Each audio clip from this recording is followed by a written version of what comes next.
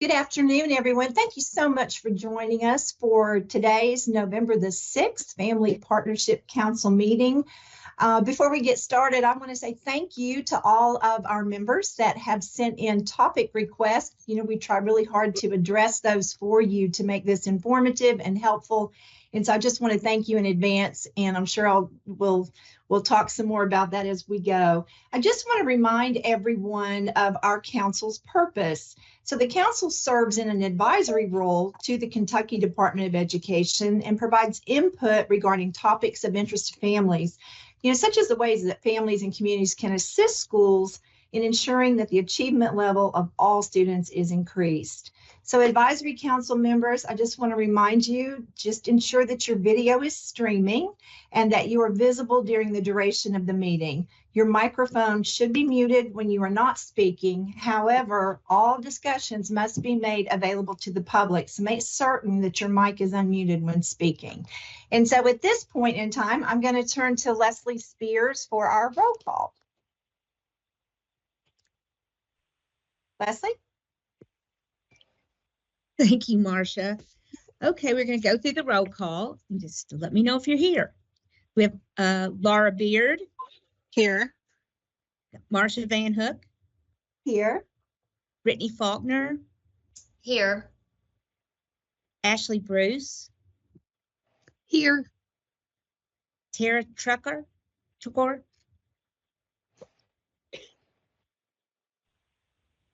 Okay. Leah Markham. Here. Amy Nickerson. Here. Alicia Miller.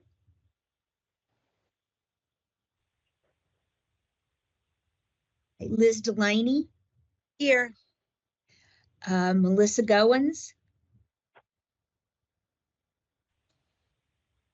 Stephanie Barker. Rhonda Logston. Erin Weaver. I hope all is well. It's Rhonda. Okay, great. Thank you for joining us. And Chris Medley. Okay, Marcia, I'm going to turn it back over to you. Thank you. I just realized I forgot to introduce myself this time, just in case we have anyone here.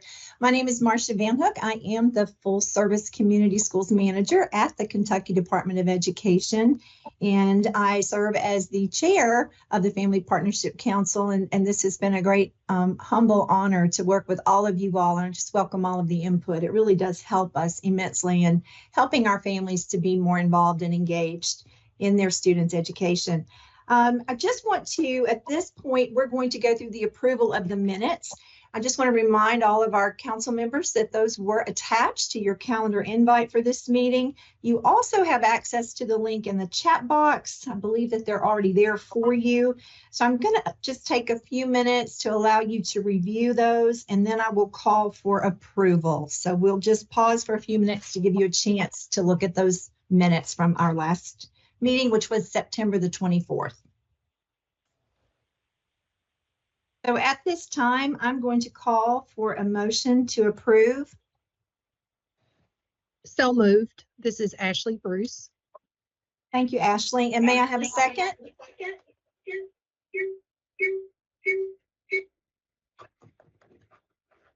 Sure. Do we have a second? This is Laura Beard. I second. Thank you, Laura. All in favor? You can come off your mics. Come off mute. Aye. Aye. Aye. Any opposed? All right, thank you. Motion carried and the minutes are approved. And at this time, I am delighted to have the Commissioner Fletcher, join us. And so I am going to go ahead and turn this meeting over to you, Commissioner, if you'd like to have some comments or just like to address the council members. Yes, thank you so much. Let me make sure. Yes, I've got everything on, but thank you so much for the opportunity to be here today. I'll give you a little bit of an overview of what we're doing here at KDE, and then of course I'll listen to a majority of the meeting before I move on to the my next meeting. But I do love the opportunity to engage and to listen to our different advisory councils, because we get some great ideas, and also too just some friendly critiques of what some of the things that we're working on as we move forward. I do want to start with making sure that we kind of, I'm going to say address the elephant in the room. I would like to say, first of all, the election results that came out yesterday, last night, or late last night, I was very pleased that the election results on Amendment 2 really shows the commitment of the Commonwealth as it relates to the alignment with the idea of the resolution that the Kentucky Board of Education passed in October. And again, that was the use of state funds exclusively for the common system of public schools. Very thankful for that alignment, very thankful for those results. But I tell you, I do see it as two in light of two ideas. One, I do believe it's an affirmation that a majority of our Kentucky citizens support our schools.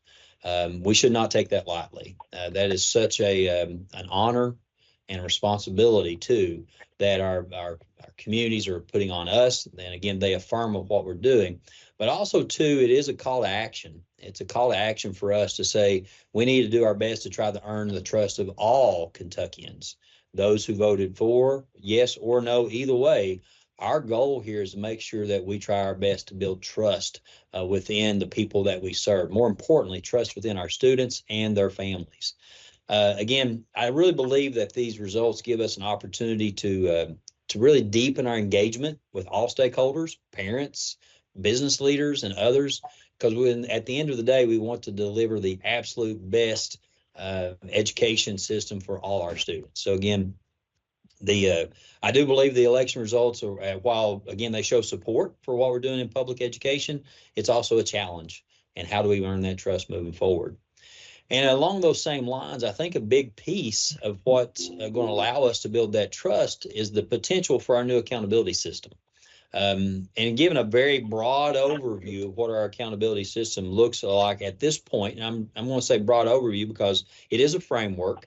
And we're still going to be looking for more information and more input, but we've been narrowing this down for 2 years now. We've been working on this model of where do we go with accountability. And on a very broad sense, it essentially has, at this point, the framework really has two parts. One is a federal accountability part, where we're looking at student growth. If many of you, if you're familiar with the current model, it talks about change. And in other words, how did the 3rd, 4th, and 5th graders perform this year versus the 3rd, 4th, and 5th graders last year? So it's really talking about cohorts of students and how they compare. Whereas when you look at student growth, it's where did you get the individual child and where did you take them? Whether a gifted student or a student needs remediation, or you can be a gifted student that needs remediation, where did you get the child and where did you take them? So we've listened to people. The people gave us the surveys that we've sent out early on. Over 90, I think around 92% of the people that responded to our surveys said they wanted to incorporate the idea or the theme of growth as opposed to change. So we're listening. And that's one of the aspects of our new accountability model is really focusing in on student growth as opposed to change. Some other parts that we've been listening to is, we've listened to all, but around 70, I want to say 70 to 75% of our information that we're receiving back is our communities are very interested in a local accountability model. So we've talked a lot about a federal portion where we are comparing math, reading. We still need that comparability part to say, these are our CSI schools, these are TSI or ATSI, in a very objective way to label those schools, but also to make sure we get those students the assistance that they need. Then on the other hand, we're looking at some local accountability models and how can we incorporate that idea across the state. Now, as a parent advisory council, I hope this excites you because the process for looking at local accountability involves a major part of it is collaborating with our communities. The major question is, what do you expect from your local school system, from your local school, your local elementary, your local middle, your local high school? And what kind of data do we need to present to you to show that we're being successful? And we need your input to get that. So from a parent advisory council or any advisory council that we have, what exactly does this look like moving forward? So you have a lot of communities that have looked at local accountability and how to work that out, and how to get information to us. For example, we have 2 districts that look at student achievement as one of their pillars. So they take state accountability, they take other accountability measures and present that to the community. We have one community that actually looks at national test data on NAEP and international with the PISA. So that's what their community wanted to know about. Not exactly how, not just how they compare with other counties in the state. How do you compare with other states? How do you compare with other countries? So that's what their community is asking for. And that's what this community has given them. And I'll tell you, it's Kenton County is one that uses those type of results. But also you have other districts that look at student growth. They look at student transition readiness, other items. But one of the ideas that I really like out there is talking about student well-being. For example, one district, Logan County, really gives their district student attendance and teacher attendance data because that's what their community wanted. But also, too, what percentage of their students, and Kenton County does this also, what percentage of our students are involved in co-curricular and extracurricular activities? And the reason for that is the research behind it is if a student is involved now in their schools, that is an excellent indicator of that they'll be successful once they leave our high schools. So those communities said, can you give us data on what percentage of our kids are involved in co-curricular, extracurricular, whether it be band, theater production, football, basketball, chess club, beta club? Are they involved in activities within their school active members? So again, looking at accountability in a way of how do we get people involved? I even had one district, and I'm going to talk a little bit about Greenup County. Greenup County was a very low performing district back prior to 2010. And I'm not telling you anything that's not on, as a matter of fact, their superintendent, Ms. Tracy Maracy, talked about this recently. She said as a low performing district, the poverty rate within their, and I'm going to quote a number, and it's a ballpark, the poverty rate within her district was 64.4%, somewhere in that neighborhood. That's the percent of students and people living below the poverty line. Fast forward 10 years later, they did a lot of great things as it relates to state testing, and they moved up and became a distinguished school district. Their poverty rate, 64.2 or 64.4% still. So her question is, how did those test scores make an impact on the poverty rate within our county? It didn't. So what do we need to do to impact our district in a better way so that we bring more, how do we work together with communities to get our kids into jobs or maybe bringing industry into our community? So a lot of districts are looking differently at accountability and what kind of measures that their people want. A few others that you may want to look at: Shelby County, Bullitt County, Kenton County, Fleming County, Greenup, Logan, and several others, and I hate to start listing those, have really worked diligently on a local accountability model. But how do we work together to spread this? How do we work together to make sure that other districts are helping each other develop these local accountability models? Then also to have a level of validity that comes in and says these are the exemplars. For example, we have a lot of districts that have done work on portraits of a learner, portraits of a graduate. Which of those across our state are models that others can use as examples to use their work? So we're looking at local accountability. If you listen to all that, I hope that you see it as a method of building trust. We want our schools and our communities to build trust with the parents, the students, the legislators, the business leaders that they serve within their respective districts.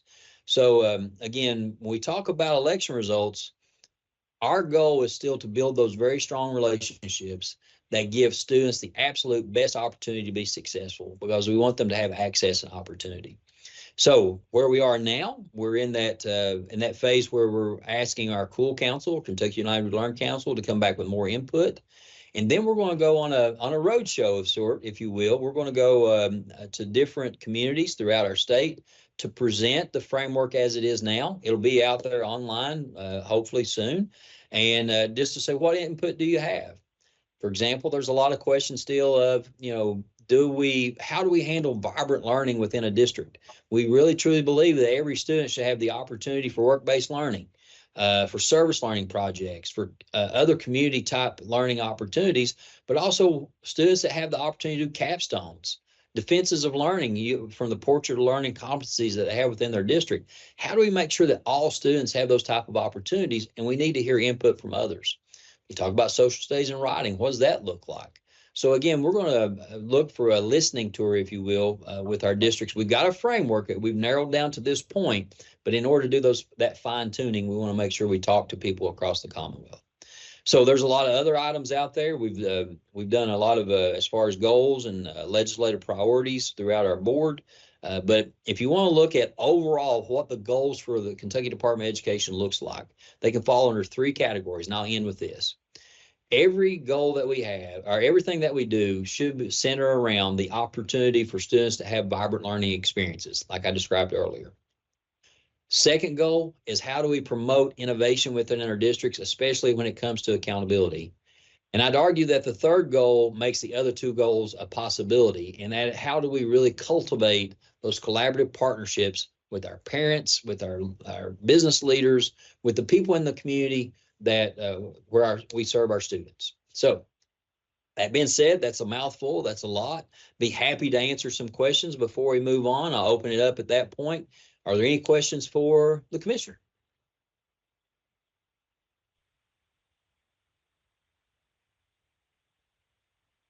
They're not a bashful group, Commissioner. I heard someone. Go ahead. Okay, of course, it's me. So, Rhonda. first of all, first of all, thank you so much for all that you do and being here with us. I do have, I am sort of, I guess, a comment, very grateful, especially in regards to students with disabilities. I don't want to get into politics myself, but is about Amendment 2, because the historic discrimination that occurs within private schools for students with disabilities. I think that would have been a very, not a very good thing for students with disabilities if things had went the other way. So I am very thankful for students with disabilities in regards to that and those results. One thing too that I'm kind of wondering, especially, I know you're looking at like the accountability at the local level. Some of the things that we are seeing and working with families and being throughout the state is the barriers of everybody's trying to do right, but they may not be. And so how do we hold them accountable at a higher up level than the local level? Because right now, particularly in regards to charges being filed on students and not necessarily things handled in the most appropriate manner. I know everybody has good intentions, but there are some great concerns because we need higher up accountability than the local level, because already issues and concerns that we're seeing today that keep getting worse every day because those things aren't in place. It's not a good outcome for our children and families. So any way that we could partner to have that, I think would help a great deal. Well, a couple of comments about that. From an operational side, that's why we have the Office of Special Education and Early Learning, OSTEL group here that I think do a great job of being champions for our special needs students and trying to help our districts. I don't know a single district that's trying to, they may not be as equipped as other districts to handle the needs of students. Now, there may be some issues that we have to address, and I'm not, we get complaints that come to us a lot, and we address those, and we try to train our districts to better offer services. But also, if you look at it from an accountability model, and let's step away from that operational side where we act as more of the policing agency, but also have that opportunity where districts work together to share ideas. How are you meeting the needs of your special needs students as it relates to work-based learning? what are the awesome programs that may be happening, maybe let's say in Nelson County, or let's say Hardin County, that could be replicated in Whitley County, or maybe even Clay County. So, you know, when you look at it, that piece of an outside agency coming in and reviewing a local accountability model, it's about selecting exemplars. And that exemplar could very well be, you know, this district has 100% of their special needs students that are involved in some type of service learning project. How are you doing that? How are you engaging partners? Then how do we spread that throughout the Commonwealth? But also too, we need the advice of our advocates locally. You know, our parents, we have to listen to our parents. There's no way that we can do a useful accountability model unless we listen to our parents locally, in my opinion, and our business leaders and our teachers, our bus drivers, our cooks. We got to bring in all stakeholders to make sure that we're listening and providing those excellent opportunities for all students. Well, and thank you, because OSIL is amazing. Yeah, and do great work and a great help. But any way that we can help strengthen our local area, I think that's why we're here, and just to help everybody. Well, and I appreciate that. And again, when we're looking at possibly nine or 10 different sites of talking about the accountability model, but to come in and talk to us as a department about the accountability model is one, but also two, the opportunity to go to your local district. And that's what we're really encouraging our district, say, go make sure you talk to your local community. What is on their mind? What exactly do they want to hear? What are the things that are doing well? And let's replicate that, but also too, what are the areas for growth? How can we make sure we help all students? But thank you for that. Commissioner Fletcher, this is Leah Markham. I am a parent, and I think our daughters actually played softball together at Asbury. So, oh wow, okay. Yeah. So, but also have students still in public schools, and just when speaking to that parent, what the parent's concerned with. So I have lots of friends whose students and children play softball or play baseball with my kids, and as soon as these test scores were released to the public, we had a ball game that weekend, and every parent wanted to know, how did this particular school get ranked this? And I think that is the biggest concern, is that parents, from their perspective, when you see the ranking and the way things are ranked, they think those students at that school scored the most proficient, distinguished above any other students anywhere else. And there were just all these raised eyebrows, and it causes a distrust, because they say, I know that's not accurate. I know the students that go to that school versus my children's school.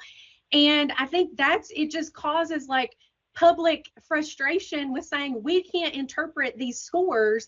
And as a parent, they want to be able to pick up the newspaper or watch the news and say, these are the top 10 schools in the state of Kentucky. And it actually is the best performing student scores. And in my mind, that's proficient and distinguished. And that's what parents are thinking as well. When we start factoring in all these things into a formula, parents start to say, who can make sense of that? So I think if we want to get parents on board, we have to understand what their frame of mind is when they are expecting the highest test scores. They think they know what that means.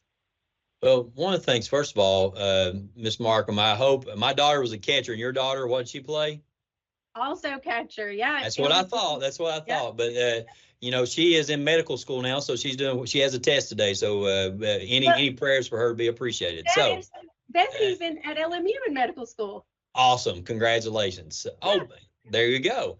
And so anyway, as now that we've shared a little bit about our kids, we can go on and talk about the question. With that being said, you know, I think there's a big, if I were to ask you, what is proficiency? What does that mean? I think that we need to define proficiency in a manner that looks at, and again, this is Robbie Fletcher, the parent talking. And let's take out Robbie Fletcher, the commissioner, for just a second. If we look at proficiency in a way of saying, okay, what is that as far as grade level equivalent? Every single parent understands that if my child's in the 4th grade and they're reading on grade level, they understand that my child is on track to be at proficiency, Because if you're at grade level or higher, then in my opinion, you're at proficiency. Now, that's not how we define it, that in Kentucky. We look at it as content level standards, and it's actually a rubric based on the type of questions and how you answer these questions and things like that. It's a complicated metric. It's valid, but to me, I like the idea of how do we make sure that, if my student is in 4th grade and they're reading on the 7th grade level, every parent across the state understands that data. So then we're looking more at the student level. Now, when you start talking about proficiency, I'll give you a great example, and I won't mention a name, but I have a person that's in my office in the commissioner's portion of KDE, that his child attends what most people considers one of the low performing schools. He says his daughter has grown so much since the beginning of school to now that he doesn't understand how this school is getting he's talking about how much she's able to do as far as in writing sentences and where she started and where she is, the growth that his child has had. So I think on one hand, we have to provide a system that gives a very subjective, okay, this is where we are in math and reading and science. This is where we are as it relates to transition readiness in high school. And then you have those hard numbers, but also too, I think it's very important that we go back to that local accountability part and not to, you got the federal portion over here, but in the local accountability, if we talk a lot about, how many of our kids are having the opportunity to be a part of work-based learning? What percentage of our kids are being able to do defenses of learning based on a portrait of the learner that they have? Now, again, we still have that federal accountability, that I'm not saying the two should interfere. You still have the local accountability of what our parents are wanting from their district over and above what these test scores here are. So I understand the comparability part, especially if we're going to say that the district is a CSI, which is a bottom 5% as far as proficiency, or TSI and ATSI. But we need to make sure that we also say we want to paint a complete picture. Now, as a parent, where do I access both sets of data? I can see the state data, but can I also see exactly how much students are growing? Or maybe I can see, what percentage of our kids are having these vibrant learning experiences. And is this where I want to go? But again, that local accountability portion is more about, competency-based systems, performance-based systems, whereas you still have that foundation, which is so important in math and reading. Given schools and giving parents the data that they want to see, but also making sure they understand this is the experience for the whole child.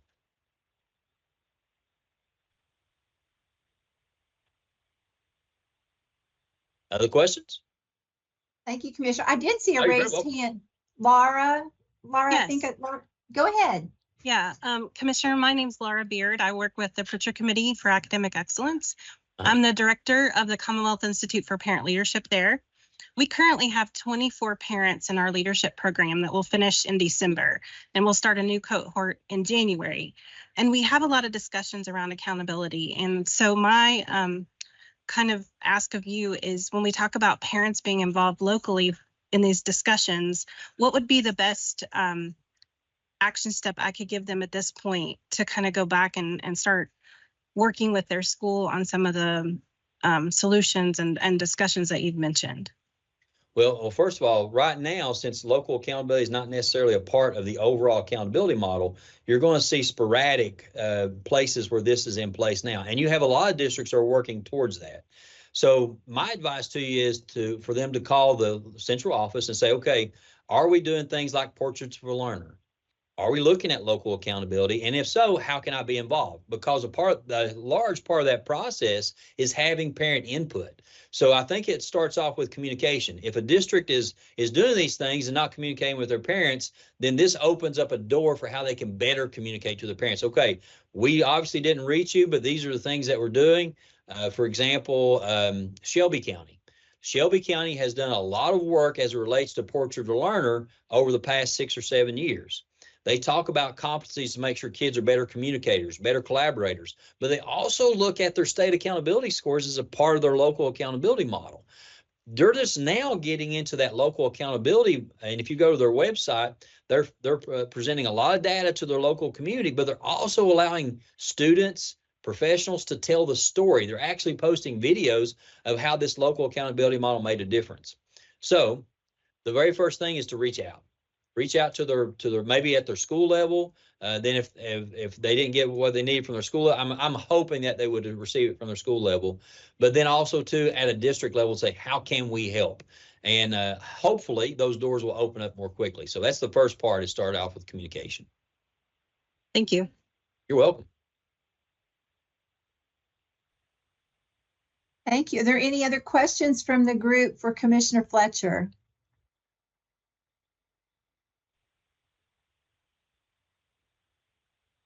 Commissioner, you've done a wonderful job answering their questions on the fly, so thank you so much. And you did mention sharing the things that are going well, and that is something that this group has had a hand in looking at the form where we are collecting success stories. We're going to be sharing some of those later on in today's presentation. So again, that communication piece and just really making sure that we are sharing things so that other district schools can pick those up, things that are working for our families. I just thank you so much for your time today and just sharing the thoughts on the accountability system and answering questions. I'm going to do one last quick round. Does anyone else have one question?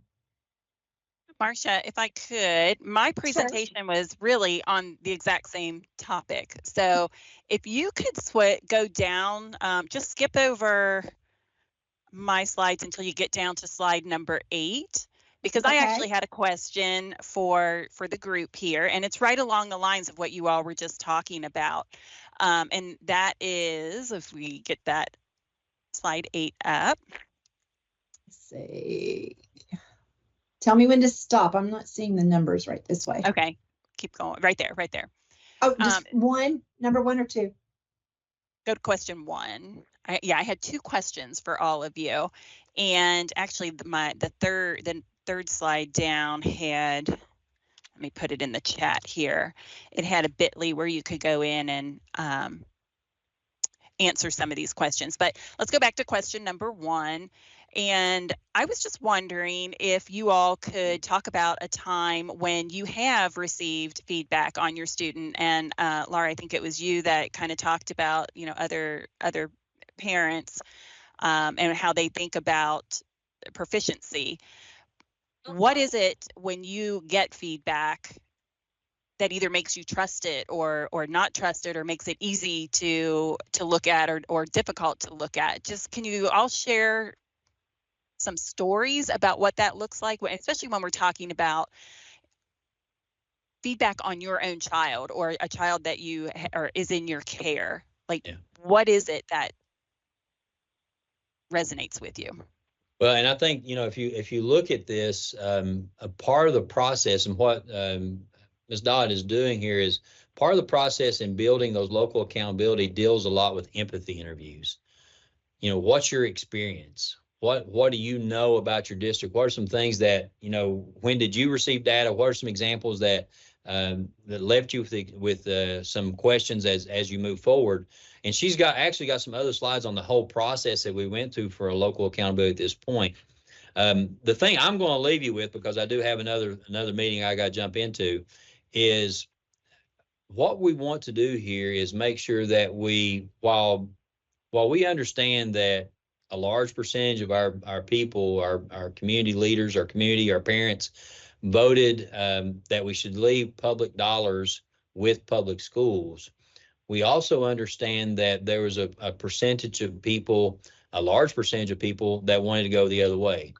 I don't really care which way you voted at this point. I really don't. What I'm worried is, how can we make sure that we build trust with all groups?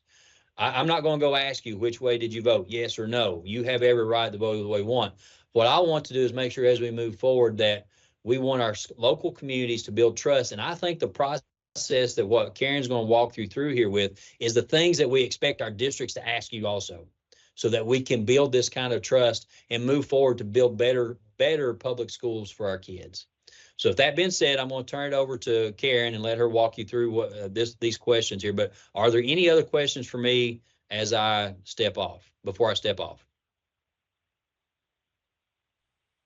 No, I just want to say thank you because most of the times people don't want to know that. And they're like, well, we won. And you're looking at it.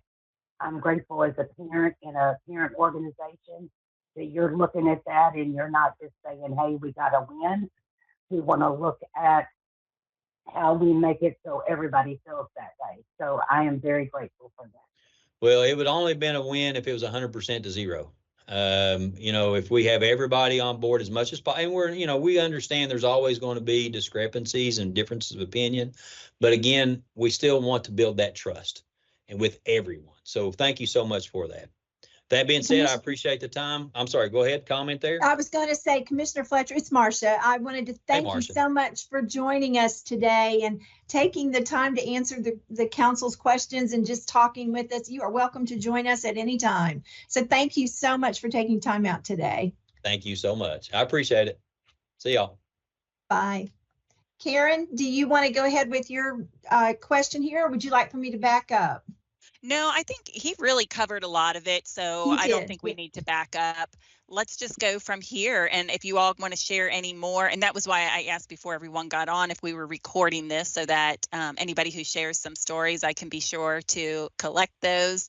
And also I put in the chat a link to where if you don't want to speak out loud here and answer these questions, you're welcome to answer them in this little collection. I hate to call it a survey. It's not really a survey. It's just a way for us to collect some more feedback. And Laura, you also asked how Pritchard could help out. And that's one of my asks for all of you as members of this Family Partnership Advisory Group. I would love for all of you to take this bit.ly. We also have a QR code on here. And if you could talk to other families or send this out to them, we would love to get the more feedback, the better. And this is really what is going to make a difference when it comes down to us talking to legislators, that we are able to share the stories of the families that are impacted by whatever change is made when it comes to assessments and accountability. So your voices are so important. And the more you can share this, to get the word out that we want to know. We want to know what makes life easier or harder when it comes to understanding how your child is doing. That's the bottom line. And that's what we're really looking for when it comes to accountability. So I'll open it up if anyone does want to share a story. Again, I don't want you to feel like you have to, but would love to hear anything that any of you would like to share.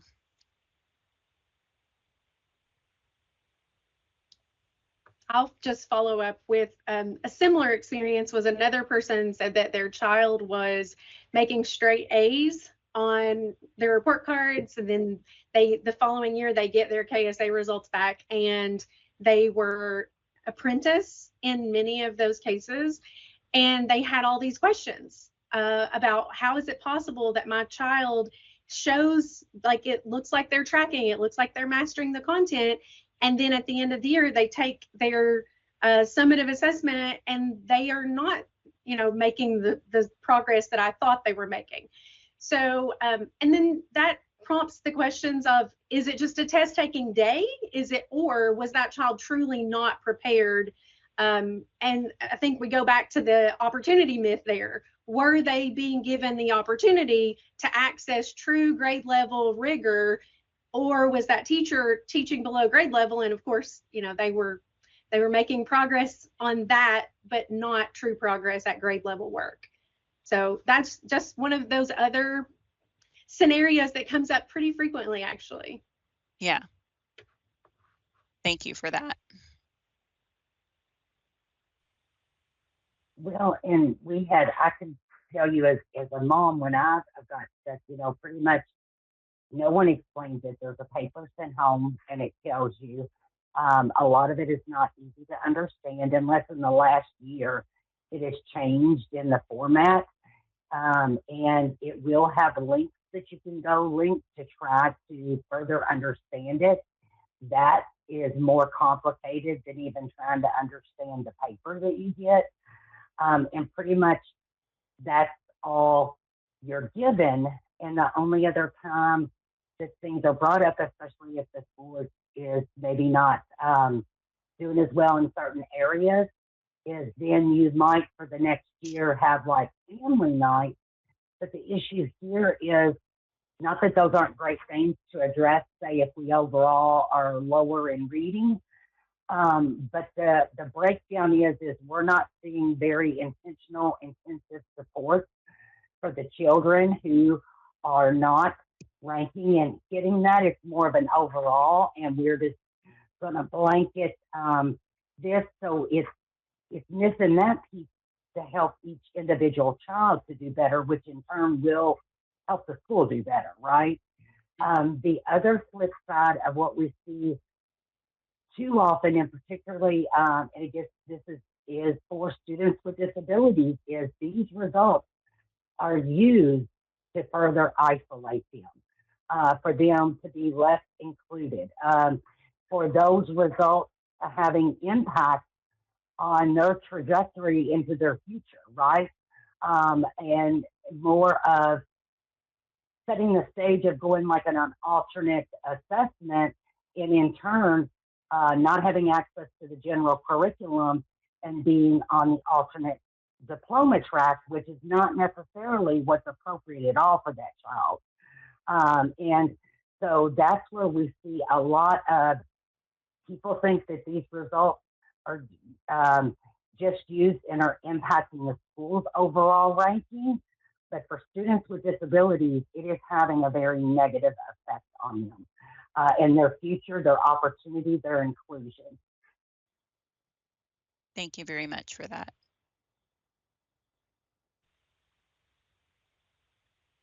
Brittany, did you have a question? Yeah, I'm just going to tag on to Leah's a little bit. And I think something, and this is not me personally, but just parents in general, is understanding through a grade book and how grades are taken, because sometimes it's not just about the rigor of the grade level standards, but if they have one assessment per that 9 or 12 weeks, but then they have 30 participation grades, it might look like highly inflated that a student is understanding the content when really they're just participating in class. And so being able to kind of understand that and maybe having a common like language or breakdown on how we're assessing our students and what that looks like and what we're assigning grades and scores for. Yeah, I totally agree with that. My team, so I oversee strategic planning and research here at the department. And a while back, my team did a study looking at grades and then how they do on different assessments. And we found exactly what you're saying, that it appears that grades are being inflated in the classroom, because when we look at how we would expect them to perform on a test, most are performing lower, especially when it comes to students of color.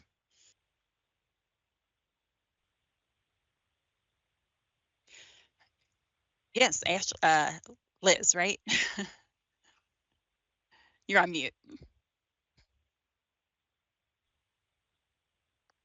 I'm sorry, I didn't unmute myself.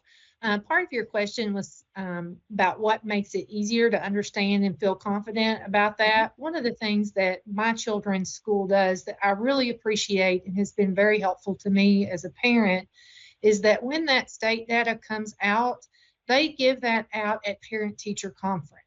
So you are there at the school, you have the data, and you have their teachers right there. So if you have any immediate questions, they have opened the door for that discussion. And as a parent, I've just found that immensely helpful, because number one, it's right in my mind. I don't have to make a separate appointment. I don't have to do anything extra to be able to communicate with my child's teacher about that.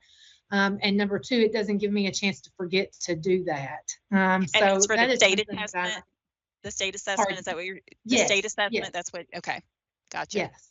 So that, I mean, I also get to see my children's grade. They give me a copy of their report card, but they give that assessment data out at the same time. And it's while I'm already at the school and engaged with my child's teachers. And that has just been a godsend for me. And it's made it easier for me to understand the process as a whole. Thank you very much. I appreciate that. Amy.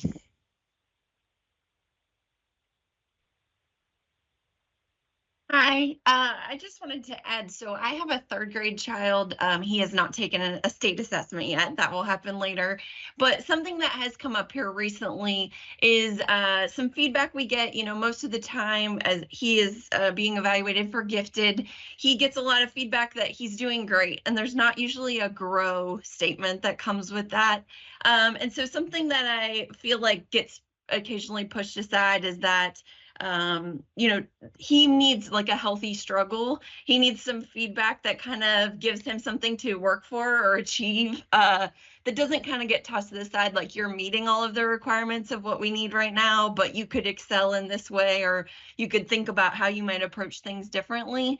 So while my school does a really wonderful job of like telling me how great he is, which I agree he is, right? He is mine. I think that if I could get something that would tell me, an area that I could help him grow, that would be helpful too. I had the exact same experience, Amy. When my son's 23 now, actually, he'll be 23 in just a couple of weeks. But I remember in elementary school, I had the exact same, I don't know if I would call it a complaint. I guess it was kind of a complaint because I got the same thing. Like they would give him 105 on everything. And he had this inflated expectation that this is what life is. Like I am going to breeze through life because I am better than perfect. And it was an unrealistic expectation. So I completely understand where you're coming from and agree with you. Let's go on to the second question because I did have two. And so just to, before I close this out, can you talk about a time where you've received important information from the school? So maybe something other than grades. Is there anything that you've received that wasn't clear or was particularly clear that you felt maybe wasn't reliable or was very reliable? And did it influence your approach with your child in any way?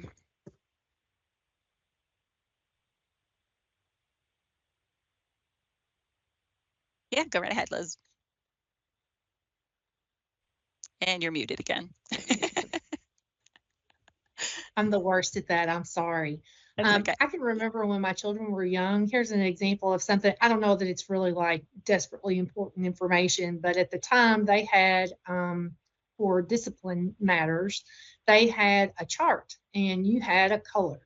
And I expected my expectation for my child is that they would be on the green color every day, that they are doing what they're supposed to do, whatever. So my children's teachers, I would get a report every day and I would get a different color every day. And my children, if they're not meeting my expectation, they have a consequence for that as well. If they're not behaving at school, then we discuss that. Well, I was talking myself blue in the face because I just thought they ought to be on green because that's the basis expectation. It wasn't like the highest, but it was just the acceptable standard. So I had to contact my children's teacher and I was like, hey, I'm at the end of my rope, like, is this serious or is this not? And they were like, oh, no. You might get a click down for anything, essentially. And I learned that the color chart was really not a fair indication of how my child was behaving or performing in school. So I essentially at that point had to be like, hey, I'm just going to need you to call or email me if this is something I need to address at home, because I'm a type A person and I'm getting all worked up about, being on purple. When purple's fine, it just means that he was talking to his buddy in class one time. Whereas I'm like, wait, this corresponds to not meeting my teacher's expectations. So that was some information I was receiving from the school that I was grossly misinterpreting, that probably could have been communicated in a better way so that the type A moms like me aren't overreacting at every little thing. Exact place as well with my daughter. Rhonda.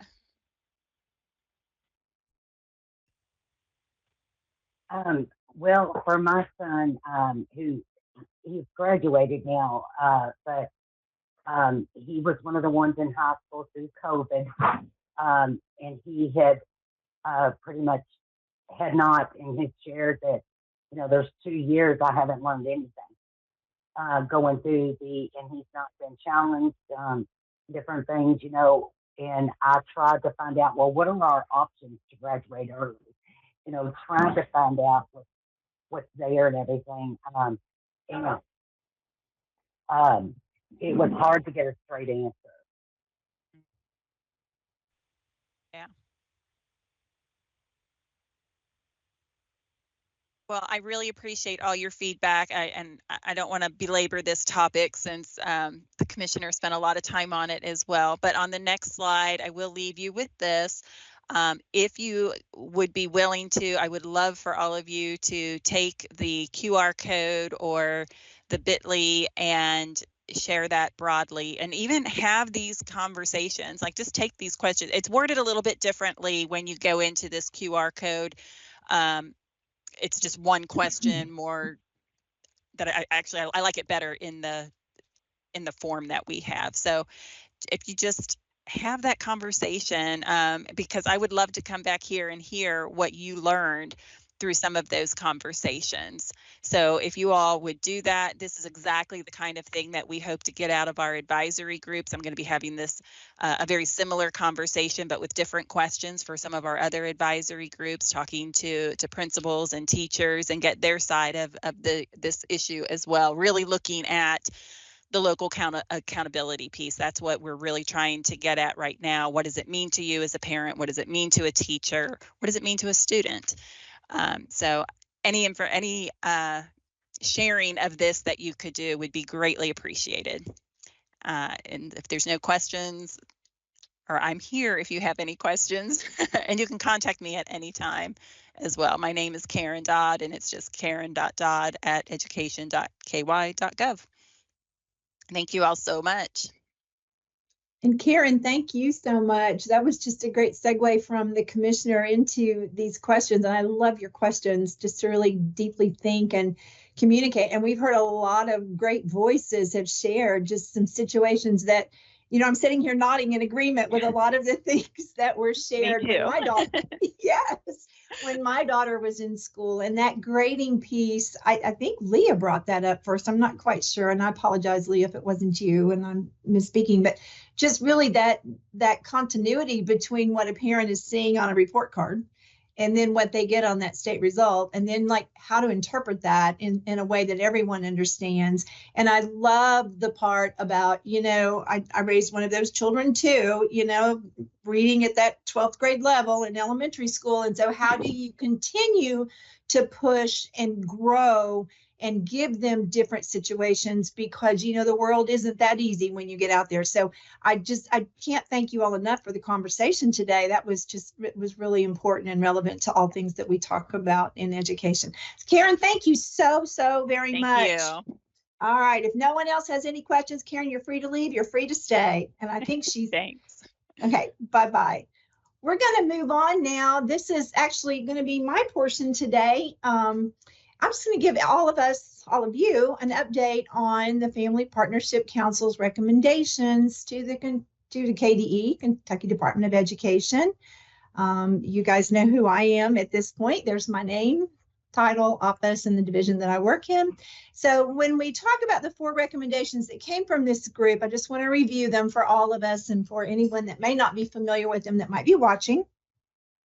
The first recommendation to come from this council was to encourage districts and schools to develop local web pages that include more robust relationship building and communication metrics regarding meaningful family and community engagement. And we have been talking about communication and engagement and building relationships since this meeting started today, and I love that. The second recommendation was that KDE would hire a full-service community schools manager, which is myself, and I love this role. Number 3, Family Partnership Council will make recommendations to local educational agencies, which we refer to as LEAs, and other state organizations on tools that support families in navigating educational options and rights within Kentucky's educational system. The Family Partnership Council will partner with KDE and other organizations to create an online age-indexed family-friendly guide that shares the most effective ways for schools to partner with families. And, that work is still ongoing. And then lastly, the FPC's work in this particular cycle, 2024 to 2026, is to assist in the implementation. Excuse me, I have moved my slide around a little bit too far. To assist in the implementation of the 3 previous goals, and most importantly, support many more schools' adoption of the Kentucky Family and School Partnership Guide. So with that, let me give you an update on our success story collection process. We've been talking about that for the past several meetings. If you recall, I shared a draft. I had input from this council before we finalized. That link went out in the Commissioner's Monday message for quite a while. We started collecting success stories. Then we began to work on a publication format. So once we collected them, what was it going to look like to turn around and put them out there for the public to see? And then the next thing that we're going to do in just a few minutes, we're going to actually hear from Brian Benjamin. He is a Kentucky Community School Initiative District Director for Owensboro Independent. And he's going to tell us a little bit about his own success story submission and a little bit about how that has worked there in Owensboro. So as you recall, and I've shared this before, and I left the word draft on this slide, and I'm just now catching it. This is the language that appears at the top of the form that we have asked schools and districts to submit and families about the things. It just talks about the Family Partnership Council. The collection tool itself, just as a refresher, we asked for the district name, the school name. One thing that has been added that came up as a discussion point was actually provide a name and email address so that we can get back to them for any clarification or publication requests.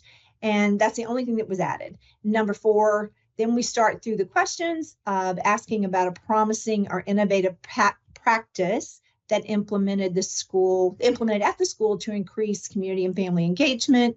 Number 5 moves that forward into impacting outcomes for students and then for families. And then how has the community become more involved because of this practice?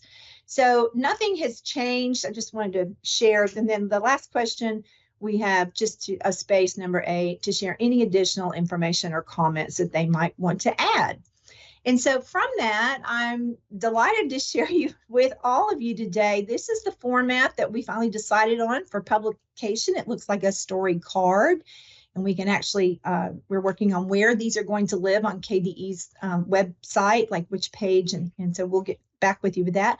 But here's a success story from Christian County High School. And so you can see that their promising or innovative practice is that during the summer vacation, they actually went out in the community to help families register online. So they also provided free school supplies, backpacks, hot dogs, chips, water, and they targeted multiple neighborhoods. So they actually went out into the neighborhoods, which is a neat practice and kind of a departure of the way it has traditionally been done. And I'm sure they're not the only county that's done this. I just love that they've shared it. It positively impacted the students because we had 90% of student enrollment prior to open house. If you've been involved in schools on opening day and you have students coming in that aren't registered yet, you know what that might feel and look like. The family impact, they were able to answer all their questions and provide assistance and really help with those back to school supplies and needs right there in their own community. And the community came out to the free event and participated. So this was a great story that they submitted. We also have another story from Northern Elementary in Fayette County. You can see that they're promising or innovative practice. They had over 30% of English learners in their population. They have 7 languages spoken in their school. And since the pandemic, they have been using the free app, I'll say that, called Talking Points. I have heard a lot about this across the state, by the way, and a lot of you may be familiar with it, to help families engage to keep families engaged in their children's learning. So the teachers can send positive messages, pictures, and yearly videos to build relationships.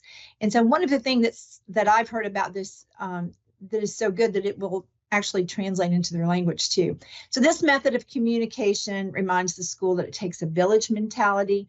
By communicating with families often, students know that teachers will speak positively and critically when needed, and it encourages students to follow those classroom expectations. And so that family impact is it really keeps families abreast of what's happening at school. I know a lot of schools do a lot to keep their web pages and their newsletters and all the things out. They really want to hear from the teacher in the classroom. We heard that in the conversation today as well, especially with that colored system on behavior. And so for the past 3 years, some teachers have reported that they have had 100% parent attendance at teacher conferences twice yearly. And that's huge.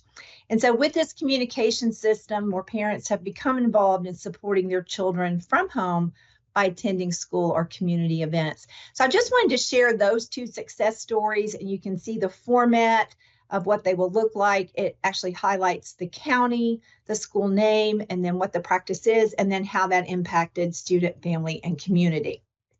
So at this point, I'm going to turn this over to Brian Benjamin, and I'm delighted to introduce Brian. I get to work with him through the Kentucky Community School Initiative. He is the district director at Owensboro Independent, as I mentioned earlier. And so Brian's going to walk you through his success story and talk a little bit about that. Brian, I'm going to turn it over to you. Okay, I really appreciate it. Thank you, Marcia. First of all, I really appreciate you guys having me here today. I really enjoyed listening to all of you guys, no matter what your role is, putting that parent hat on and talking about your experience with, and family engagement and your own child's education, because as a probably way too long, 20+ year school administrator, there is nothing more important than that relationship between the parent and the school.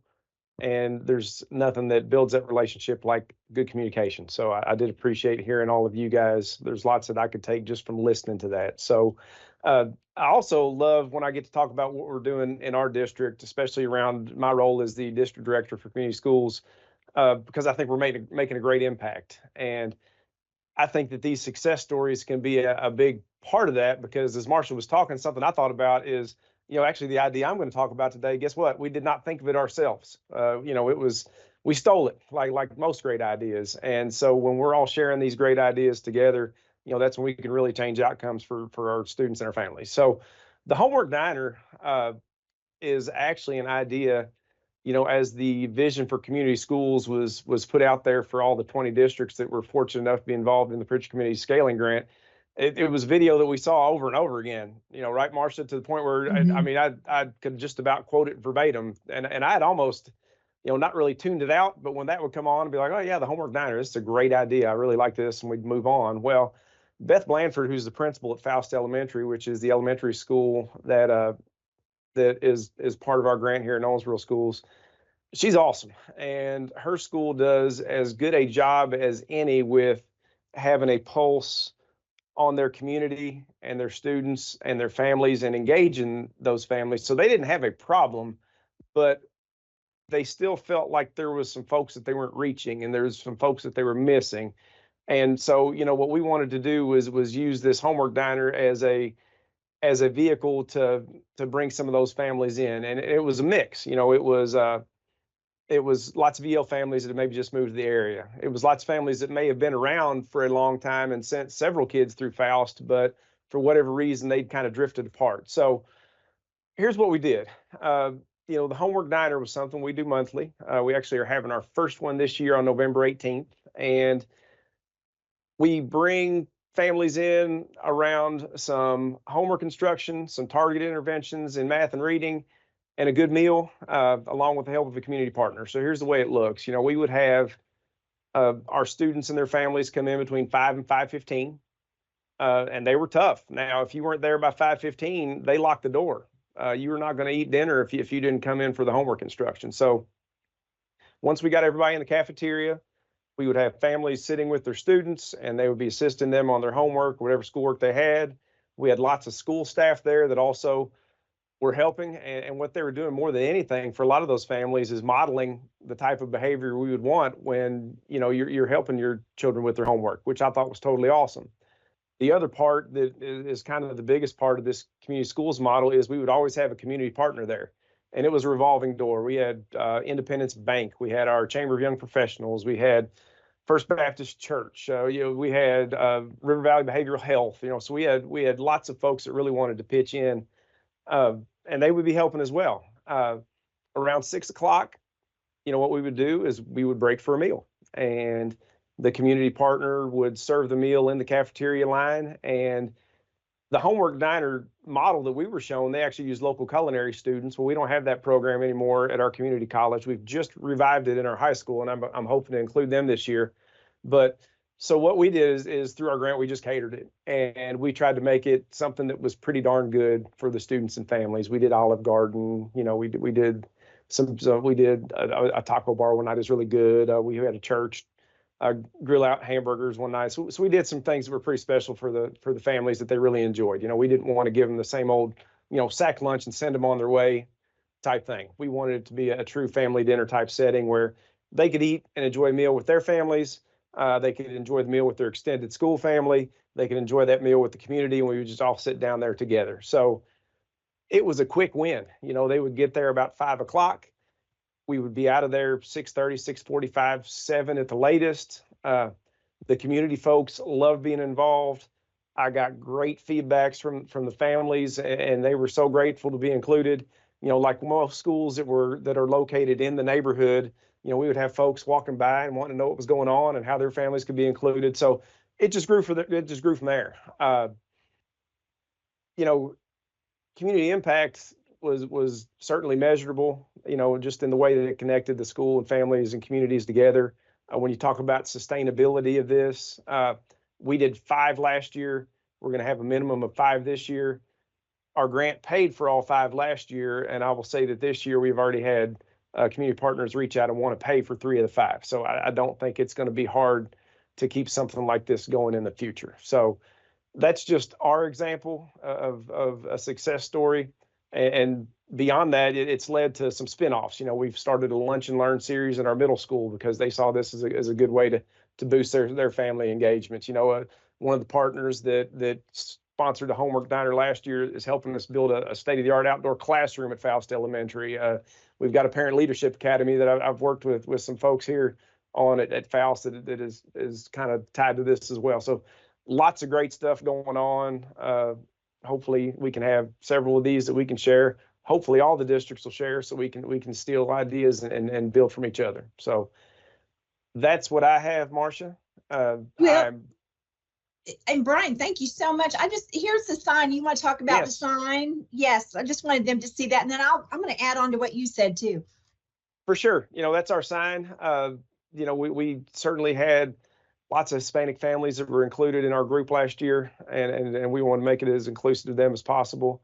And that was it. We just wanted a Homework Diner setting where families could feel comfortable, just building those relationships with their school staff and with the community where they could get homework instruction, but also get those skills modeled. And we're looking forward to the first one this year. I'm excited for you all as well. I just wanted to say, as Brian said, what they utilized what they had. And so we've seen Homework Diner videos. I've seen Homework Diners in action in another state, in another school, and they had huge community input. And so they were doing it very, very frequently.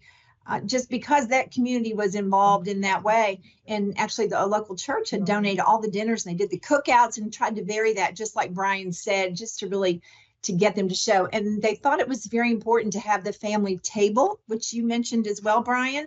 And so they made sure that they had like a family dinner table, more traditional type family dinner table setting with centerpieces that the kids had made and just time spent. They also brought in, at this particular school that I'm thinking of, they would kind of survey the parents what they were interested in, and found out some of the things the parents needed help with was budgeting or something, just how to help their kids in understanding the standards at that grade level. And so they would bring in like local bankers. And so they would have a session while the students were working with teachers getting help with homework. They would have a session separate for parents that needed help with that.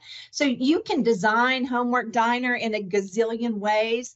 And I love that Brian brought that up. You work with what your community has and see what their need is. And it's a real easy way to jump in and get started. And I think that might be why it's so popular, Brian. It's a super, everybody seems to love this. Yes, and just it's fun. I mean, that was the main takeaway we had is our community folks were like, we had no idea this was going to be so much fun. The parents were like, we had no idea we could enjoy doing homework with our children so much. So it's just, you leave there feeling great about what you've done and the impact that you've hopefully made.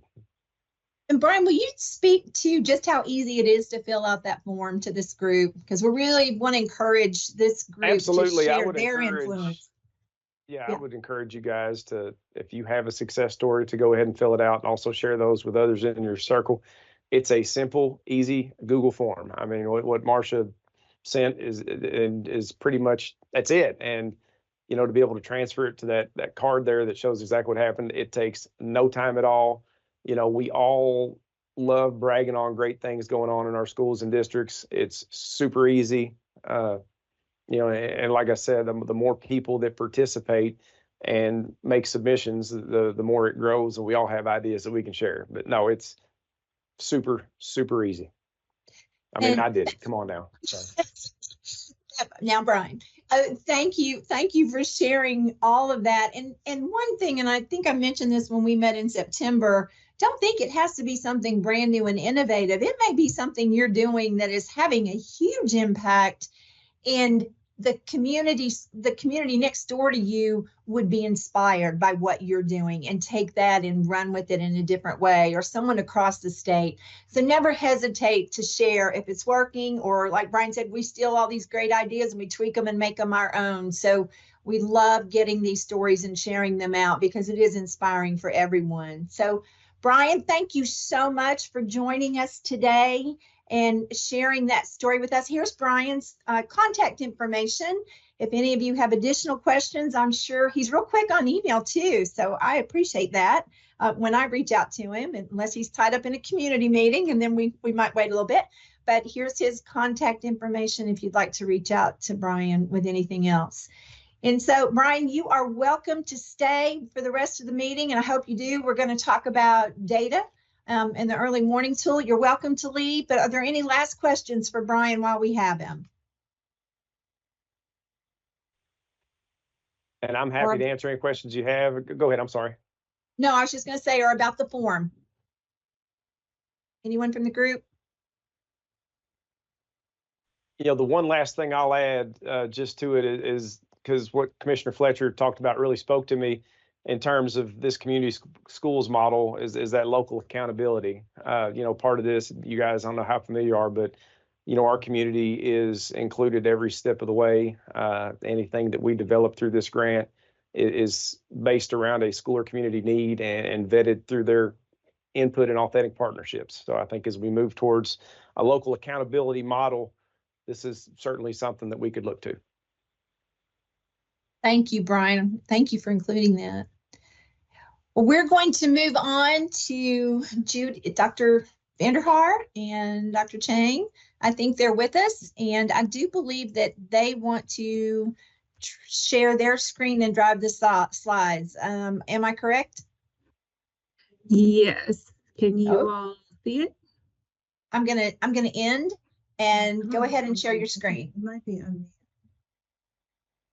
Can you hear me? I can hear you. Okay, just double checking. And can you see the screen? We're just double checking everything. I do now. Okay. Thank you. It's all yours. Thank you. Just to introduce myself, my name is Florence Chang. I think I've been to the council here before earlier, so it's good to see you all again.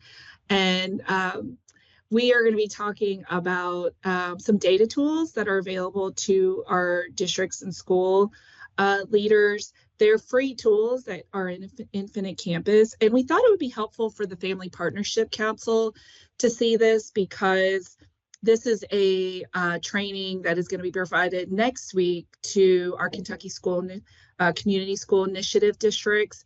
So many of our school leaders will be hearing how to access these tools if they are not aware of it already. But we thought it would be good for you all just to know what data is accessible within the school that is beyond the school report card, which is the publicly facing data that you are familiar with. And it may also help you think through the earlier question around accountability and different ways to think about accountability. So there's a lot of other kinds of data that are available through our student information system.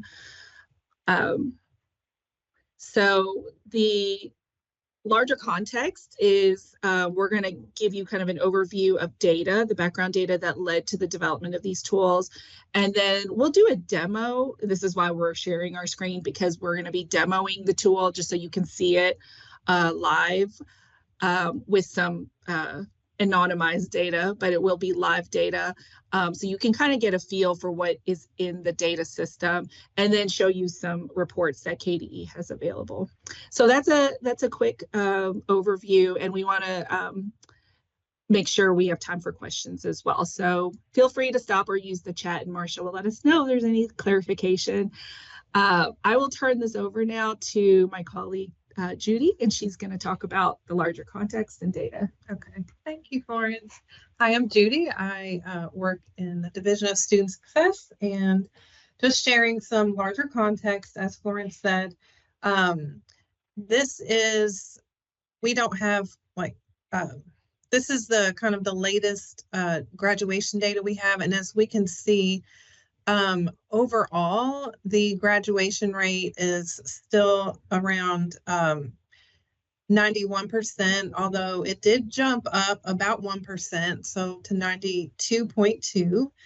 However, what has not changed still is the disparities around different student groups and the graduation rate. And we see the lowest rates are among students that are in foster care. And we know a lot of this has to do with the amount of transients and movement between different placements and schools, and then followed by English language learners and students with disabilities.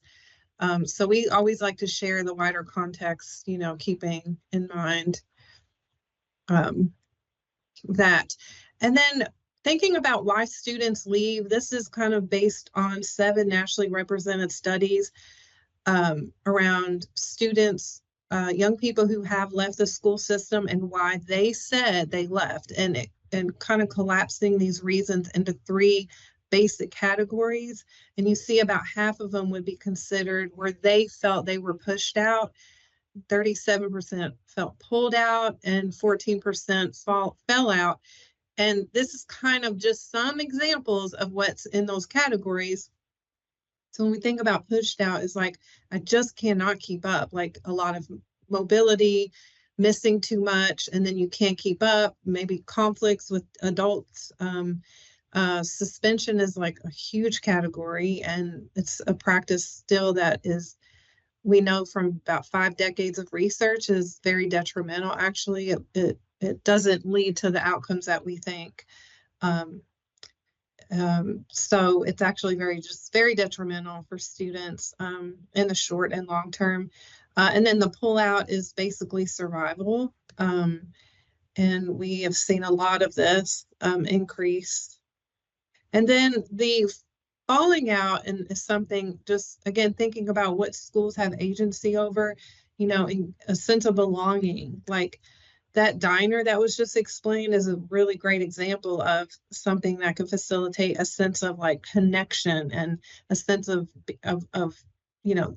belonging, not just for the student, but getting the family involved, but also just feeling bored, not engaged. And we have seen with COVID some changes maybe in general practice because of the needs for the virtual learning. A lot of times that has now transferred into like virtual learning in the seat.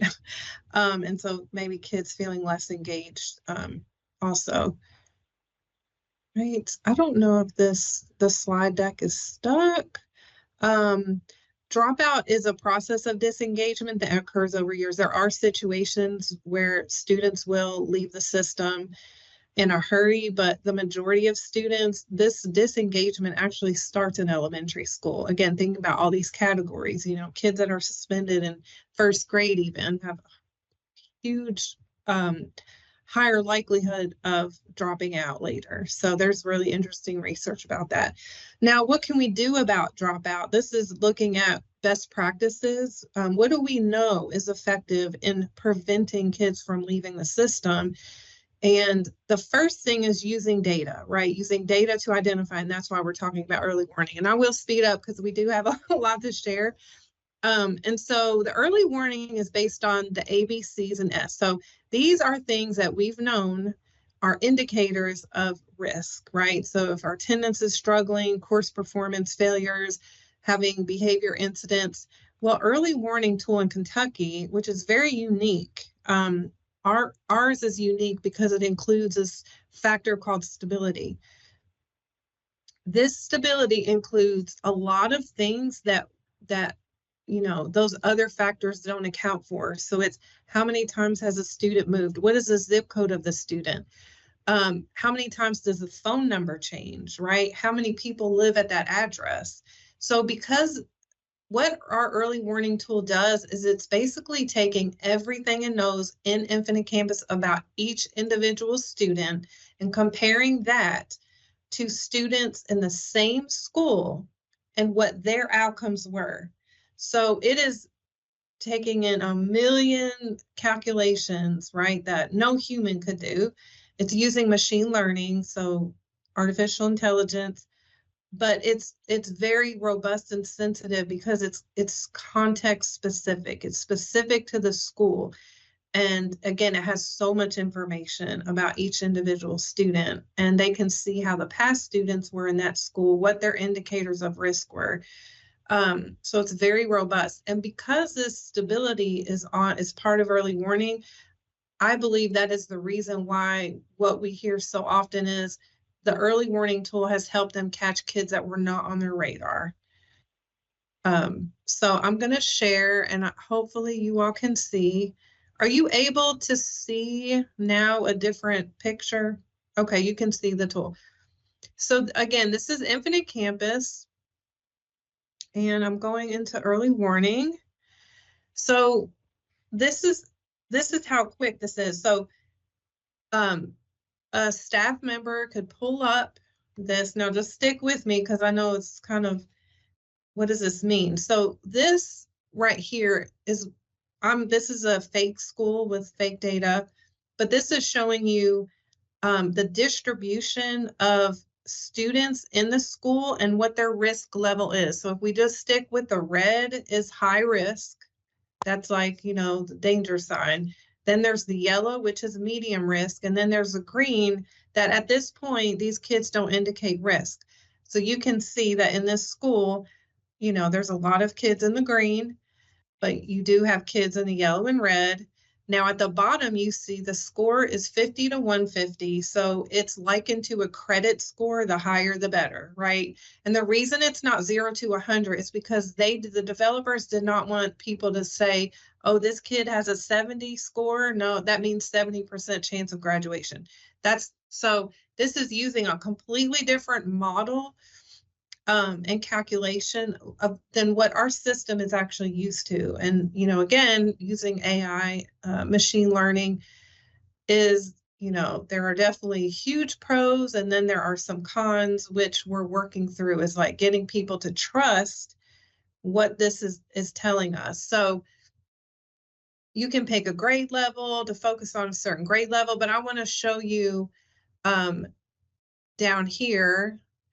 So this is where you can see the students, all the students in the school are here. So obviously what a lot of people do is they want to see the overall grad score. So the overall grad score is the big score, that's made up of attendance, behavior, curriculum, and stability. So I can immediately see all of the students who are at the highest risk. And there's a lot of other features here. You can watch, you can create a watch list. There's a lot of things here, but let's just look at Nathan here. So what I can see when I click on Nathan is I can actually see what's happened to him over some years. But if I also want to look at over the last 30 days, the last 7 days, I can see what is going on with him in certain areas in the attendance, behavior, course performance, stability, and the overall grad score. And then I can go down and I can immediately see some of the information that is pulling into his score, but it's not everything. It's just some of the kind of key information. And then another unique thing early warning has is, again, this is the A, B, C, and S. This is telling me as a school person that if I focus on stability and attendance, those are the kind of the two areas, but especially stability. If I focus on that, I'm going to yield a greater likelihood of impact. So this is just a very quick view of the early warning tool.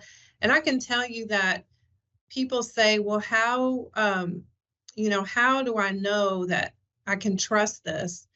Well, if you think in AI terminology, what is the prediction power of this tool? Like, how well is this predicting?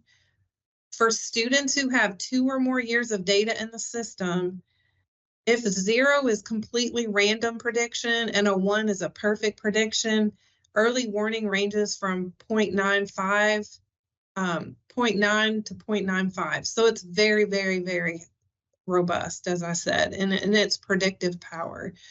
And we always train that. Obviously, we're dealing with human beings. So we don't want to, you're going to use a lot of other things in the course of using the early warning tool to make decisions, but it is a really, really great place to start. So I'm going to continue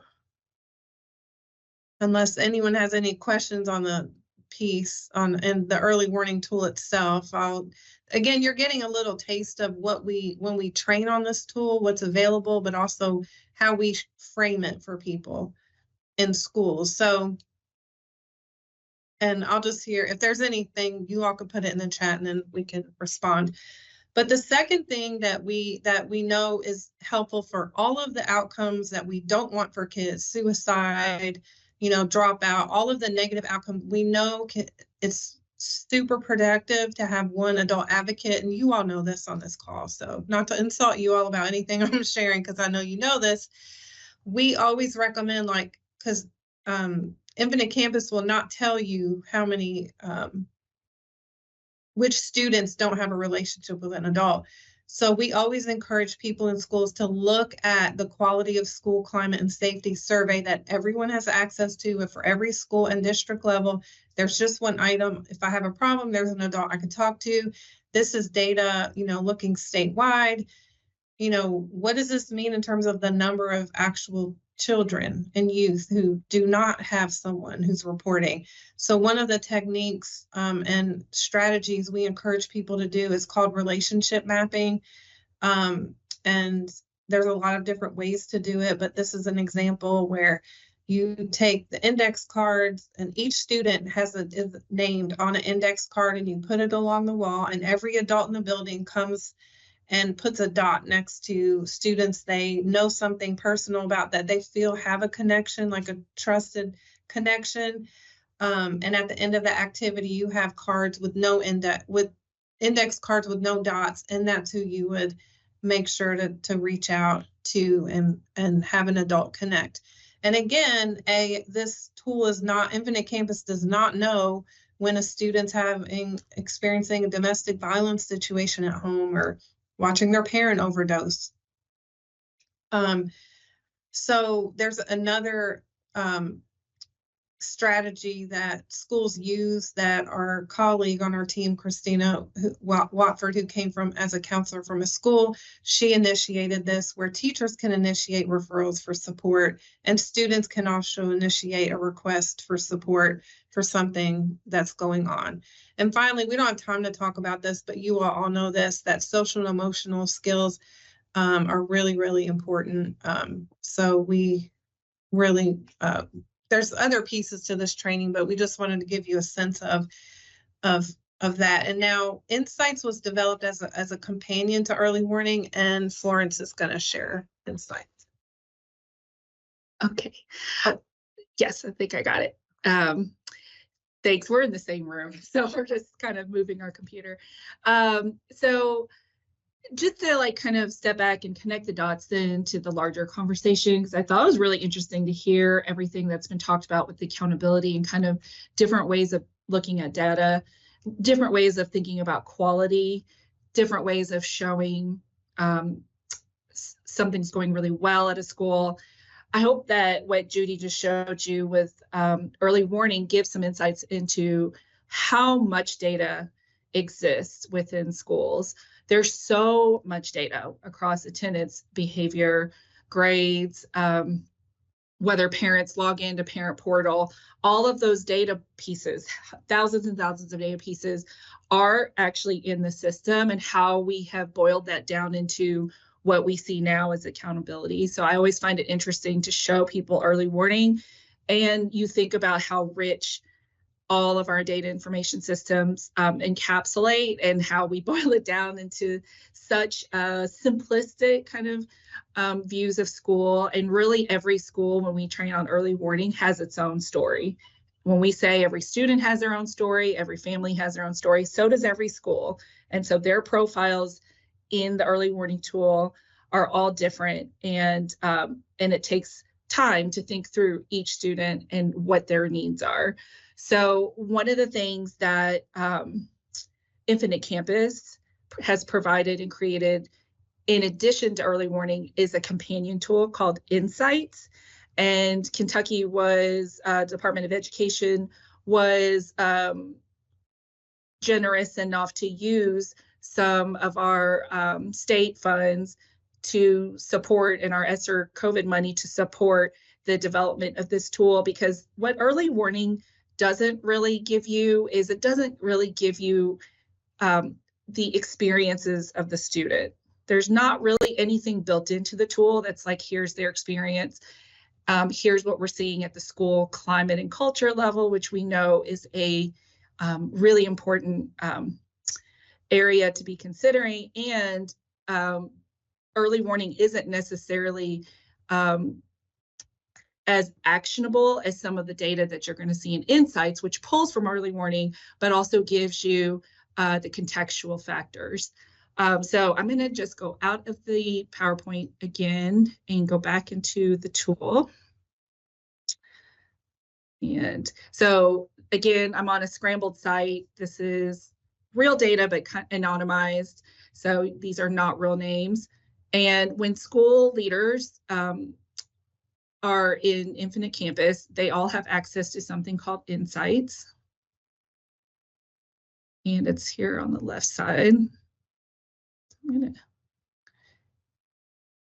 And you'll see on the left side of the menu, there's a lot of different screens. And basically there are several domains that they can look and disaggregate data. So there's assessment data, there's attendance data, there's behavior data, and there's classroom performance. So in this case for today, I can't go through all those reports, but I'll give you an example of something that they might be using at the school level for any kind of initiative. So we know there are things related to chronic absenteeism we're really worried about. So this is a screen that is just showing what % of students are absent at the different tiers. So you can categorize every student with an absenteeism rate. So some kids are never absent, and they're never absent, they're going to be in that less than 5% category. Some kids are absent a lot, and they might be at the over 30% category. And this particular chart gives it to them by grade. And we show the leaders of the schools how to adjust the filters so they can, hone in on 9th grade, or they might want to look at just a certain demographic, things like that.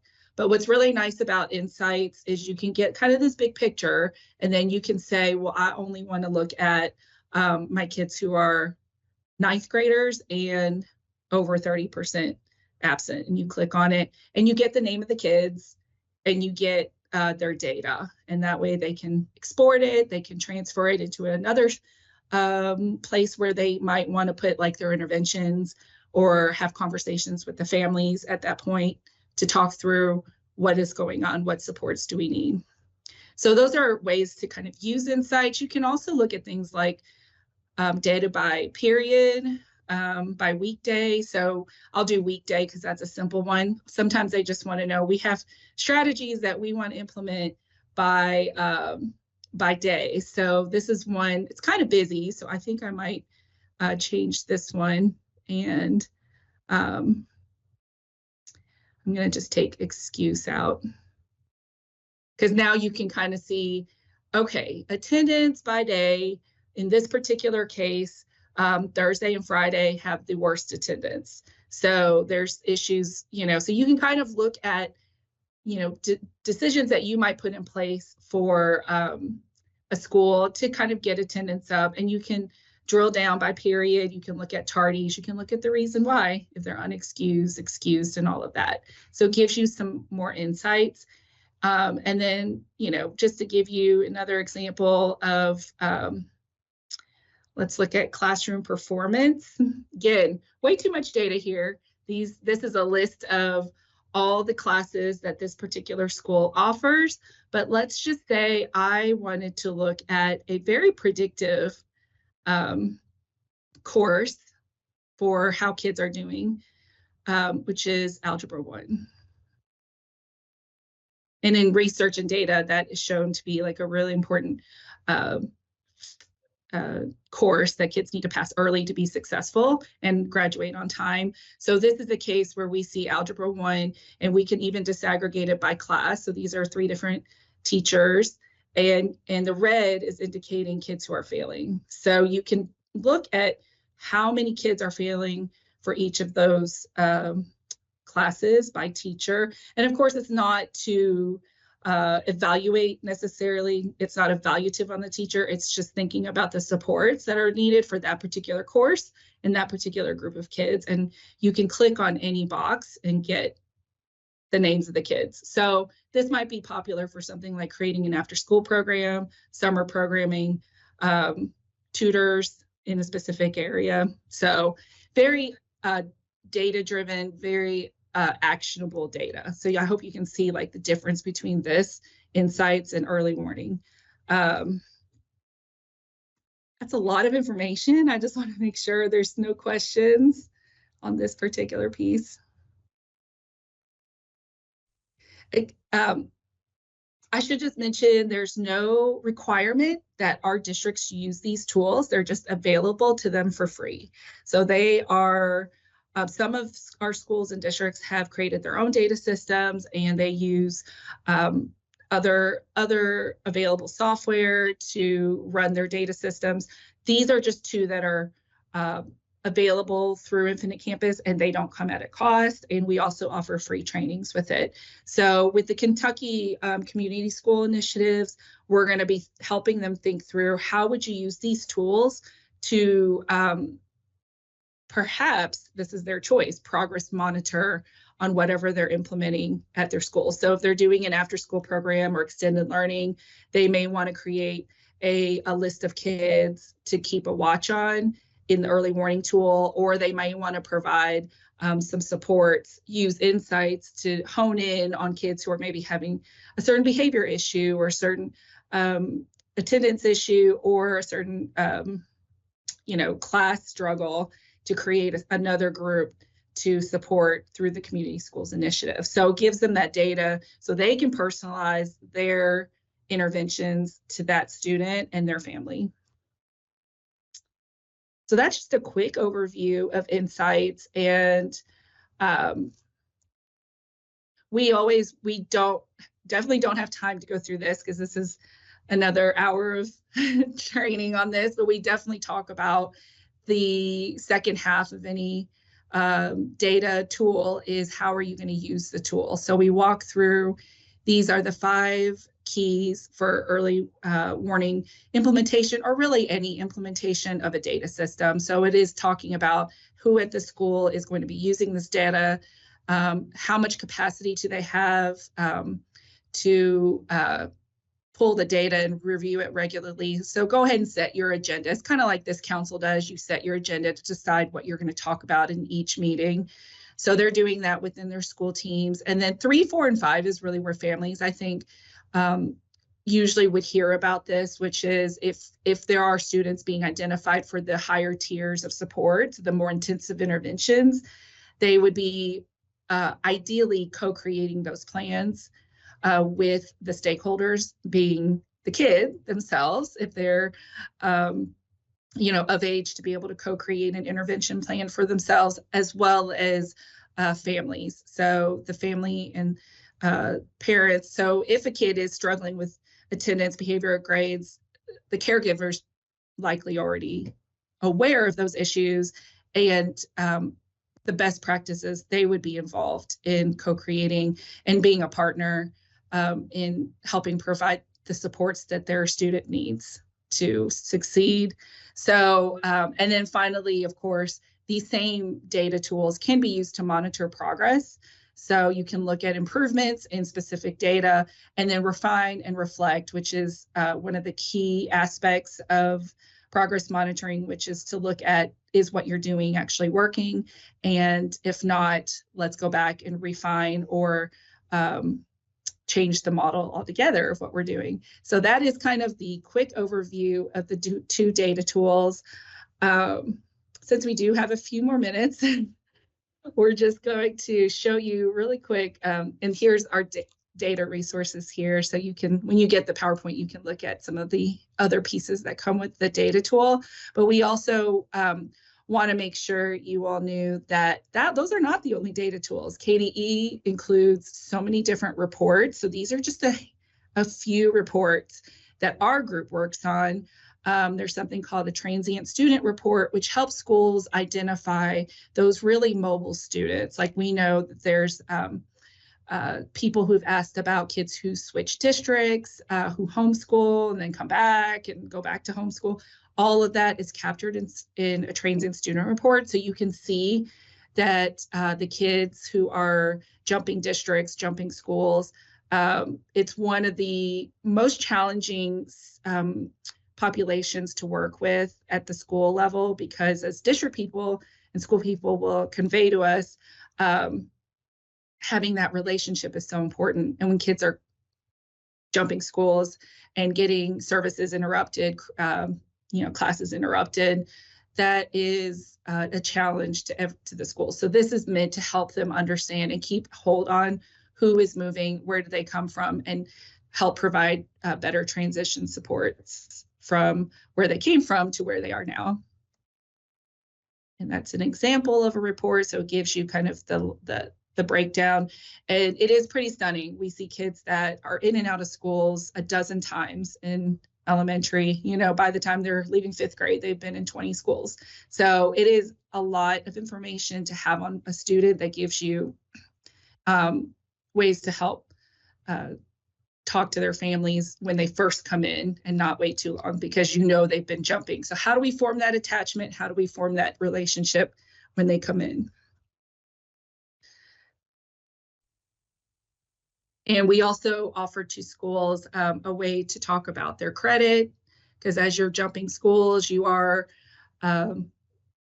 becoming more and more at risk of not having the credits that you need to graduate. So this is just a resource that we give districts. Okay, and I want to make sure I hit everything and let Judy have a little time to talk about a very important issue. So the last thing is, we've talked about chronic absenteeism. They can pull chronically absent kids at any point. If that is all they're focused on, which many of our districts are, this is the key. I only want to improve chronic absenteeism.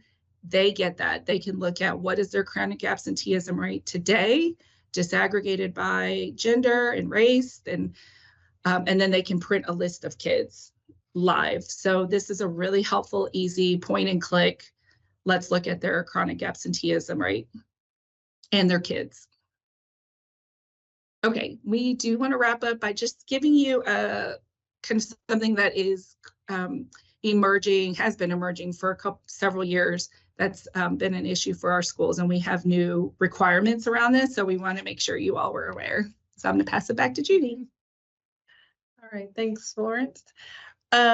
So yes, House Bill 142 was passed. So I'm sure everyone on here knows, you know, it is one of the major things that young people are facing and schools are trying to navigate.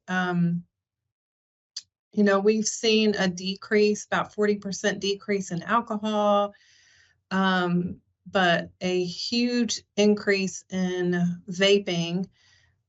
So much for elementary level, the increase we've seen has been 475% increase in elementary. So there's more vaping and it's happening younger. And, you know, a lot of approaches have been, you know, kind of the zero tolerance, suspension. Some are going directly to the county attorney's office for criminalization. So we've seen some approaches, a lot of vape detectors. You know, schools are trying to figure out how best to address this because they don't want other kids to, you know, have access. But this is passed, and it's trying to get at the prevention piece and also addressing support for kids who are already addicted, because that's already a reality. And we work with behavioral health, the Department of Prevention, on this work because we are not the content experts in this matter.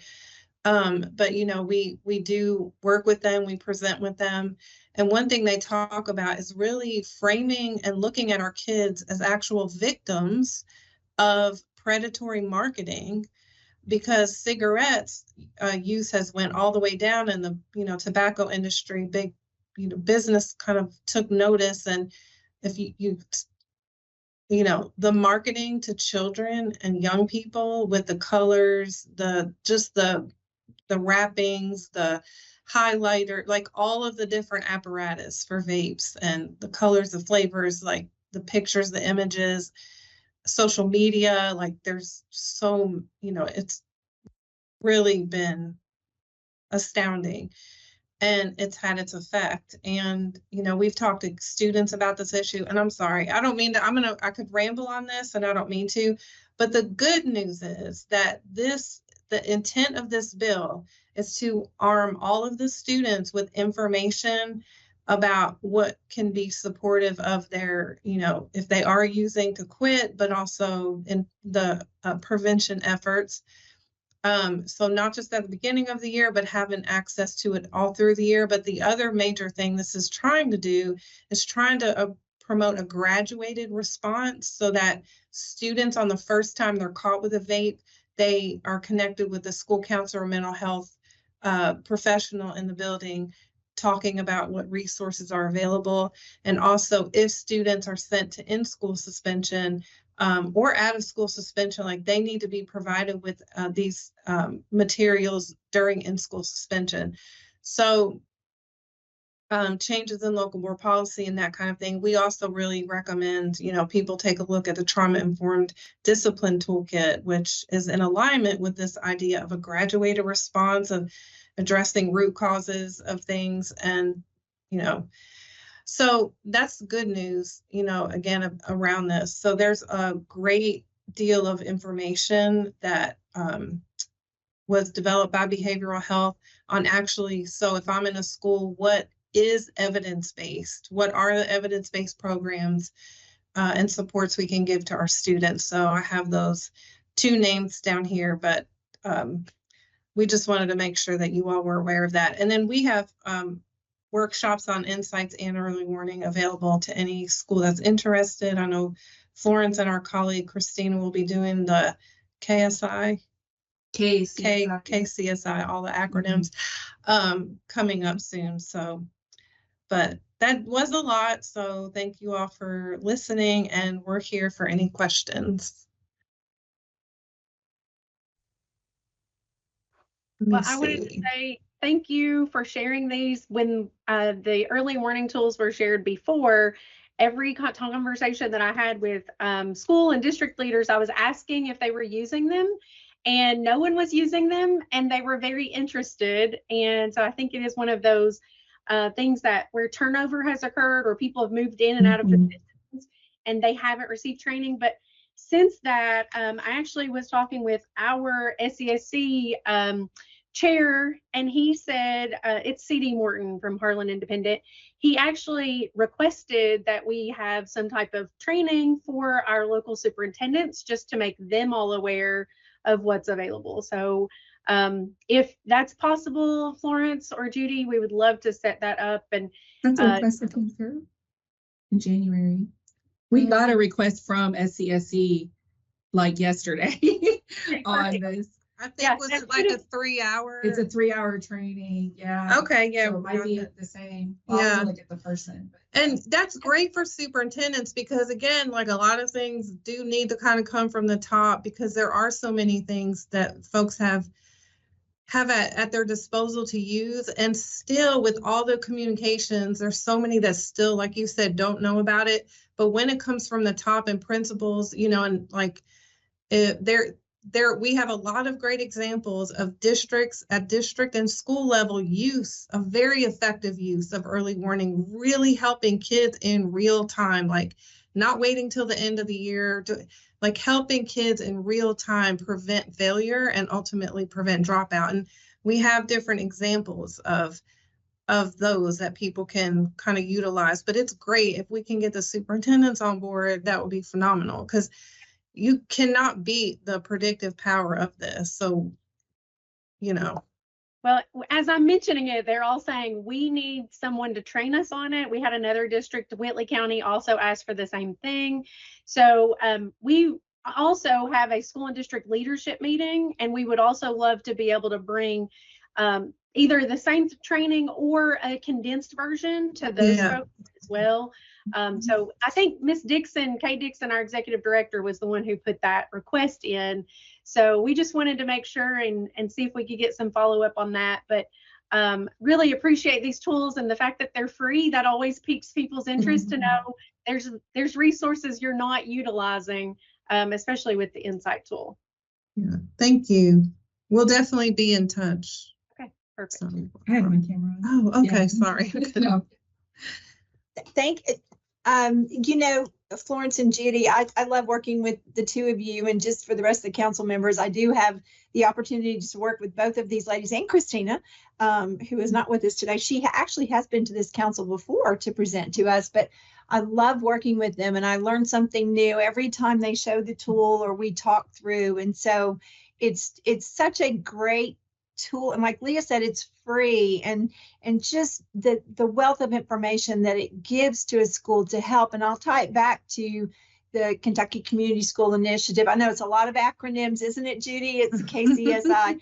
And so we're so excited to have you all come and present, because we are having that convening next week. I know Laura will be there. She's on this call, Laura Beard and Brian Benjamin, who was here earlier. And just to share about this work, because as you are pulling out and designing supports and planning on how do you pull the family in, this is just an invaluable resource to share. And so I'm gonna be quiet, and I'm gonna see if there are any other questions from the group or the two of you while I have you.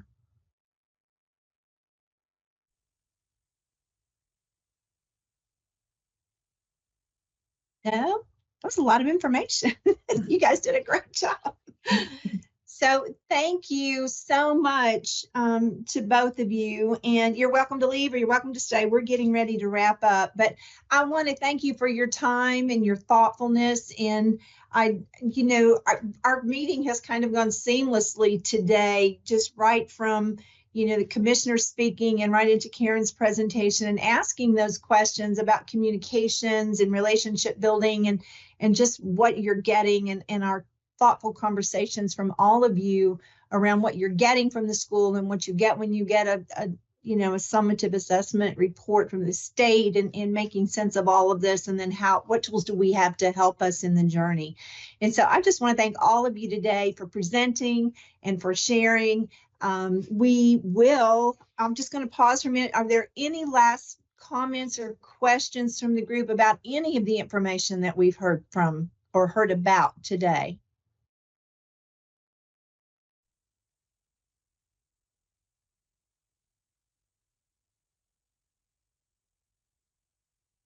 All right, you guys are great at asking questions as we go. So I just want to remind everyone, this is our last meeting of 2024. It's kind of hard to say, but our next meeting will be March 19th, 2025.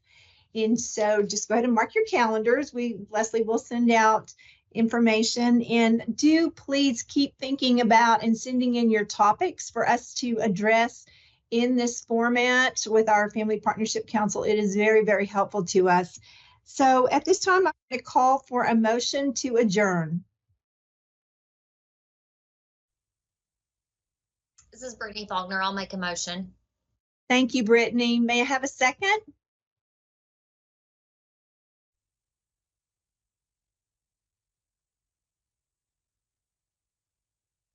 Can someone come off mute and give us a second? Leah Markham, I second. Thank you, Leah. All in favor? Aye. Aye. Are there any opposed? Thank you all so much for your time and attention. And this does conclude our November 6th Family Partnership Council meeting. Everyone have a wonderful evening. Thank you.